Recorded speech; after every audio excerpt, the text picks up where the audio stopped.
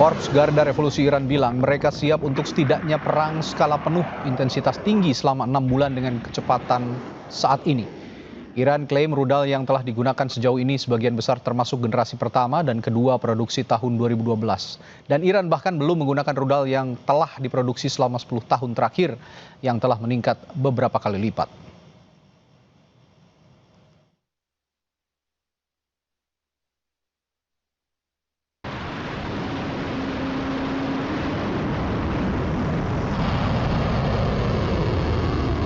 در تسلیحات هم در راهبرد هم در تاکتیک ابتکار عمل ذراتخانه موشک‌های سنگین بالستیک کروز انواع پهباد و شناورهای تهاجمی متناسب با یک جنگ گسترده یک جنگ تمام عیار یک جنگ طولانی تامین شده. Saudara, jika Rusia dan Tiongkok benar berada di balik kekuatan Iran melawan Amerika Serikat dan Israel, apakah perang ini diprediksi akan lebih lama? Dan apa keuntungan Rusia dan Tiongkok mendukung Iran? Kita akan bahas bersama Dina Sulaiman, pengamat Timur Tengah dari Universitas Padjadjaran. Selamat malam, Assalamualaikum Mbak Dina. Waalaikumsalam Mas Redi. Baik, Mbak Dina, saya ingin tanya langsung, seberapa kuat bukti bahwa Rusia dan Tiongkok berada di balik kekuatan Iran dalam konflik ini? Apakah dukungannya bersifat militer, kalau memang ada, ataukah intelijen, ekonomi, atau lebih pada dukungan diplomatik, Mbak Dina, menurut Anda? Ya, dugaan bahwa ada dukungan-dukungan dari Iran, dari China maupun Rusia itu sebenarnya disampaikan oleh pihak luar Iran ya. Kalau Menteri Luar Negeri Iran sendiri ketika diwawancarai dia menjawab, oh iya mereka mendukung kami secara politik dan cara-cara lainnya dan and other ways gitu. Oke. Sehingga dari pihak Iran sendiri tidak berterus terang ya apa saja bantuannya. Tapi memang sangat mungkin bahwa China dan Rusia itu memberikan bantuan, minimalnya bantuan intelijen ya. China punya kekuatan satelit dan mampu untuk mendeteksi mana target-target penting yang bisa diserang oleh Iran sebagai pembalasannya atas serangan Amerika Serikat dan Israel ke Iran. Dan saya pikir memang ada kepentingan ya, ada irisan kepentingan antara Iran, Rusia dan China, yaitu sama-sama memang ada masalah dengan Amerika Serikat ya. Oke. Kita tahu Rusia ini kan juga bermasalah dengan Amerika Serikat karena Amerika mendukung Ukraina. China juga ada masalah perang dagang, persaingan dagang dan lain-lain. Oke. Artinya kalau tadi bantuan intelijen yang Anda sampaikan tadi untuk menyokong Iran dalam konteks konflik Iran dengan Amerika Serikat dan Israel, ini masuk dalam konteks kepentingan geopolitik begitu ya, Mbak Dina ya?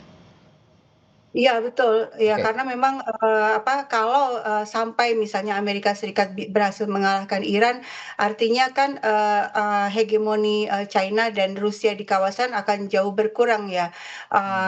Karena misalnya ini jalur distribusi di Selat Hormuz yang tadinya ada dalam kendali Iran, Iran mampu untuk menutup ketika berganti pemerintahan. Misalnya kan Amerika Serikat yang diinginkan adalah perubahan rezim ya.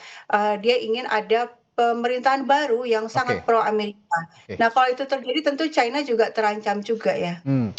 Kalau gitu, selain kepentingan geopolitik, menurut Anda, Mbak Dina, apakah ini bisa juga disebut sebagai bentuk proxy war melawan Amerika Serikat dan Israel? Bentuk sokongan intelijen yang disampaikan oleh Rusia dan Tiongkok nantinya? Tidak, saya pikir kan proxy war itu kan ketika satu pihak menerima instruksi dan diatur-atur oleh pihak yang lain ya. Oke.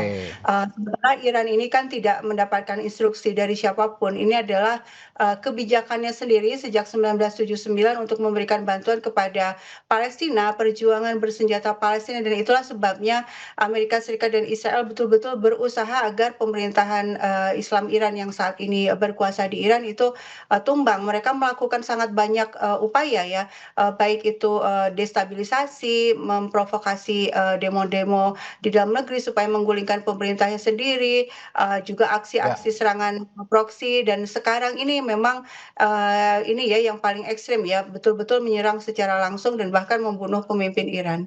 Oke, artinya Rusia dan Tiongkok sepertinya akan lebih memilih berada di belakang layar ya untuk menyokong Iran pada saat perang terjadi. Nah, kira-kira kalau kita bicara untung dan rugi begitu ya, keuntungan strategis Rusia jika Iran mampu menahan tekanan Amerika Serikat dan Israel, dan juga keuntungan dari Tiongkok dengan upaya yang serupa, apa kira-kira Mbak Dina?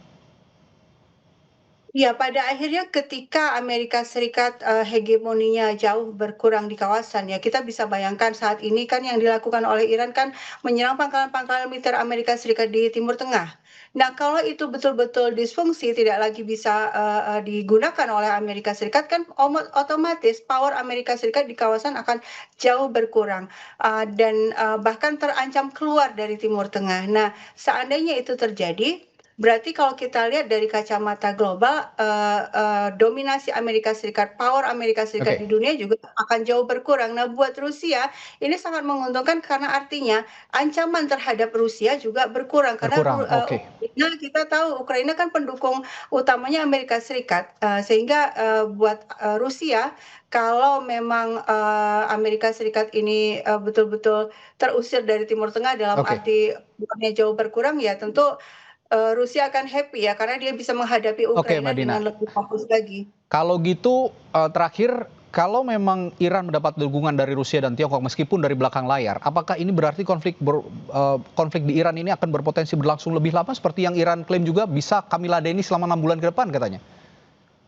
Ya, kalau dari pihak Iran, dia menyatakan percaya diri, karena juga kita lihat bagaimana Iran ini produksi senjatanya diproduksi secara mandiri dan berbiaya rendah, tapi efektif. Sementara sebaliknya justru yang perlu khawatir adalah Amerika Serikat, dan itu suara-suara dari dalam negeri juga sudah banyak ya, bahwa amunisi Amerika Serikat ini betul-betul dalam kondisi gawat, sehingga memang justru Amerika yang tidak sanggup untuk berlama-lama. Tapi baik Trump maupun Menteri Perangnya Trump, Pete Hegseth itu kan terus berusaha ya menunjukkan bahwa mereka kuat, mereka bisa lama. Tapi menurut saya itu lebih ke ini ya, membangun citra untuk menekan lawan.